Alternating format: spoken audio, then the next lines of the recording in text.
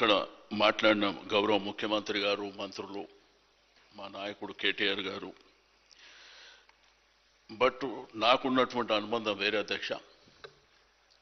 మేము అప్పుడు యంగ్స్టర్గా, యువకులుగా ఎన్టీ రామారావు గారు మరి పార్టీ ఆవిర్భావం, వారు ఎన్టీ రామారావు గారు హ్యాబిట్స్లో ఉంటుండే అధ్యక్ష.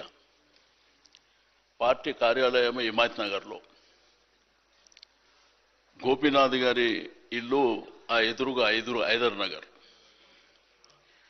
అయితే తెలుగు యువతలో నేను, గోపీనాథ్ గారు అనేకమైనటువంటి కార్యక్రమాలు, హైదరాబాదే కాదు అధ్యక్ష, ఢిల్లీ కానివ్వండి, ఆంధ్రప్రదేశ్ కానివ్వండి, తమిళనాడు కానివ్వండి, ఎక్కడికి పోయినా ఇద్దరం కలిసి ఎన్టీ రామారావు గారితో పాటు. అంటే ఎన్టీ రామారావు గారు అంటే మాకు బాగా అభిమానంగా, మేము చిన్నప్పటి నుంచే వారితో పాటు యువతల మరి కలిసి పనిచేయడం జరిగింది అధ్యక్ష. అయితే ఆ తర్వాత గోపీనాథ్ గారు నగర అధ్యక్షుడుగా తెలుగు యువత, ప్రభుత్వం వచ్చిన తర్వాత కూడా డైరెక్టర్గా, అదేవిధంగా వినియోగదారుల సంఘం మెంబర్గా పనిచేసినటువంటి సందర్భం. అయితే అనుకోకుండా నాకే మొదల అవకాశం వచ్చింది అధ్యక్ష 94లో. బట్ అక్కడ ఇప్పుడున్న అంబర్పేట్, ఖైరతాబాద్ మధ్యలో అది హిమాయత్ నగర్ నియోజకవర్గం అధ్యక్ష.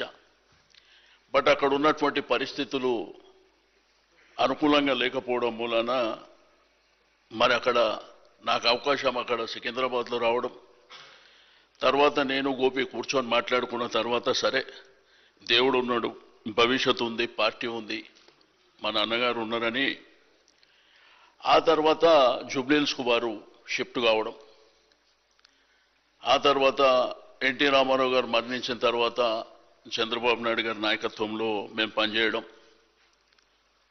అక్కడ జూబ్లీహిల్స్ నియోజకవర్గం మరి డీలిమిటేషన్ అయిన తర్వాత అక్కడ ఒక నియోజకవర్గం ఏర్పడడం, దానికి గోపీనాథ్ గారికి అవకాశం రావాలని పార్టీలో మరి చంద్రబాబు నాయుడు గారితో మాట్లాడి, అప్పుడు నేను కూడా అధ్యక్షుడిగా ఉండే అధ్యక్ష.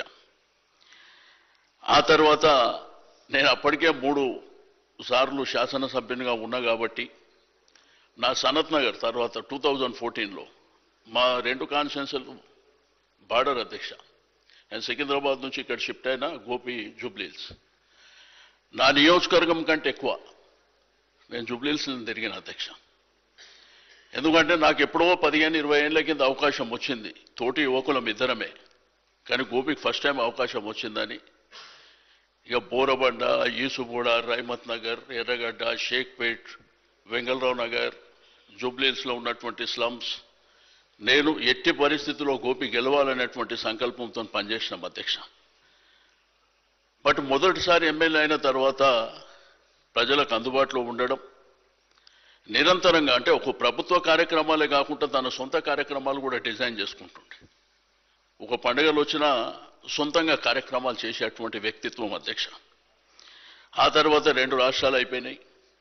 అప్పటికి గౌరవ ముఖ్యమంత్రి గారు రేవంత్ రెడ్డి గారు, మేము, గోపీనాథ్ గారు అందరం కలిసి పనిచేసినాం.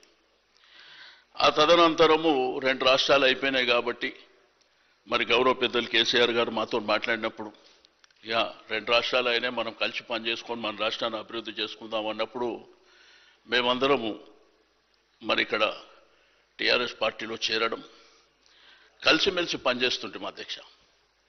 ఏ చిన్న కార్యక్రమం అయినా మాట్లాడుకునే పనిచేస్తున్నటువంటి సందర్భం.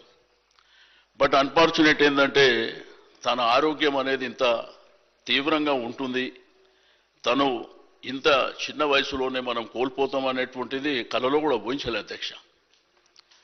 చనిపోయే ముందు 25వ తారీఖు నాడు మా తమ్ముడి డిన్నర్ ఉంటే నాకు ఫోన్ చేసి ఉదయమే ఇంటికి వచ్చి ఇద్దరం కూర్చొని 1 గంట సేపు మాట్లాడుకున్న తర్వాత తన విషయాలు నాతో షేర్ చేసుకున్న తర్వాత నేను చెప్పిన, రేపు డిన్నర్ అయినాక నేను ఆస్ట్రేలియా పోతున్నా, వచ్చిన తర్వాత కూర్చొని మాట్లాడుకొని ఇబ్బందులు లేకుండా చూసుకుందామంటే అనుకోకుండా మరి వారు మరణించడం నిజంగా అధ్యక్ష మరి అది దేవుడు జననం మరణం అనేది మన సర్వసాధారణమైనప్పటికీ పేదలు ప్రేమించేటువంటి ప్రజలు ప్రేమించేటువంటి ఒక గొప్ప నాయకుడిని కోల్పోవడం అనేది చాలా బాధాకరమైనటువంటి అంశం అధ్యక్ష.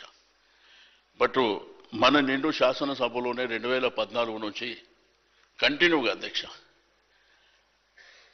అంటే ఒక వ్యక్తి 3 సార్లు గెలవాలంటే చిన్న విషయం కాదు అధ్యక్ష.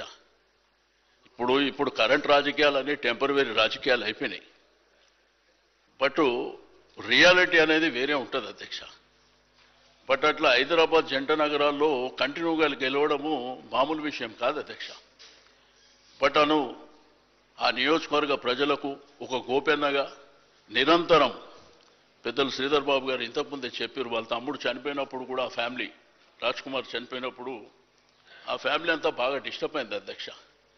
తల్లి కానివ్వండి, వాళ్ళ అన్న కానివ్వండి, గోపి కానివ్వండి, నేను ఎప్పుడు ఆడనే ఉంటుండే అధ్యక్ష. మా పార్టీ ఆఫీస్ ఎదురుగానే ఇల్లు ఉంటుండే, ఆ ఎదురుగా హైదర్ నగర్లో. గోపి నేను ఎక్కడ ఉన్నా కానీ కలిసి ఉంటుంటే.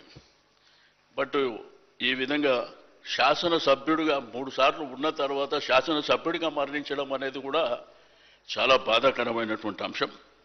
తప్పకుండా మరి ముఖ్యమంత్రి గారు సంతాప తీర్మానం ప్రవేశపెట్టిన దాన్ని బలపరుస్తూ ఆ కుటుంబానికి ఆ భగవంతుడు ధైర్యాన్ని ఇవ్వాలి. తప్పకుండా ఇప్పుడే కేటీఆర్ గారు, హరీష్ రావు గారు వారు హాస్పిటల్లో ఉన్నప్పుడే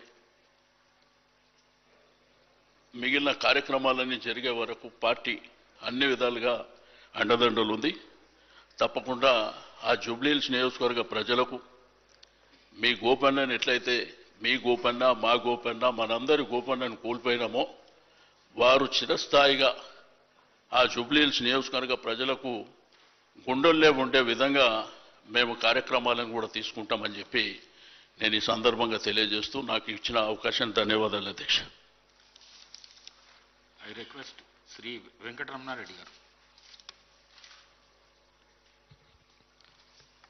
ఈరోజు మాగంటి గోపీనాథ్ గారు ఈ శాసనసభలో లేకపోవడం అనేది